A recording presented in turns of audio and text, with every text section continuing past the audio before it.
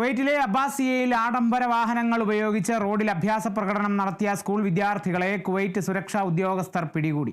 വാഹനമോടിച്ചവരെ arrest ചെയ്യുകയും വാഹനങ്ങൾ കണ്ടുകെട്ടുകയും ചെയ്തു. സമൂഹ മാധ്യമങ്ങളിൽ പ്രചരിച്ച വീഡിയോ ദൃശ്യങ്ങളുടെ അടിസ്ഥാനത്തിൽ ആഭ്യന്തര മന്ത്രാലയം നടത്തിയ അന്വേഷണത്തിലാണ് നടപടി. റോഡിൽ അശ്രദ്ധമായും അപകടകരമായും വാഹനമോടിച്ച പൊതുജനങ്ങൾ ജീവന് ഭീഷണി ഉയർത്തിയതായാണ് ഇവർക്കെതിരെ കേസെടുത്തത്. ജലീബിലെ ഒരു സ്വകാര്യ സ്കൂളിന് സമീപം ആഡംബര കാറുകൾ ഉപയോഗിച്ച് ഒരു കൂട്ടം യുവാക്കൾ അഭ്യാസ പ്രകടനം നടത്തിയതിന്റെ ദൃശ്യങ്ങൾ സമൂഹ മാധ്യമങ്ങളിൽ പ്രചരിപ്പിച്ചിരുന്നു. ഇത് ശ്രദ്ധയിൽപ്പെട്ട സുരക്ഷാ വിഭാഗം ഉടൻ തന്നെ അന്വേഷണം ആരംഭിച്ചു.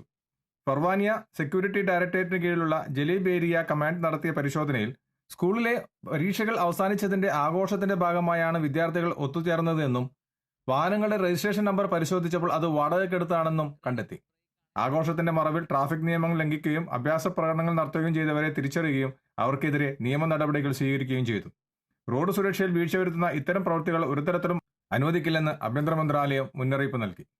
കുവൈത്തിൽ നിന്നും കേരള വിഷന് വേണ്ടി IV സുനേഷ് വെങ്ങര.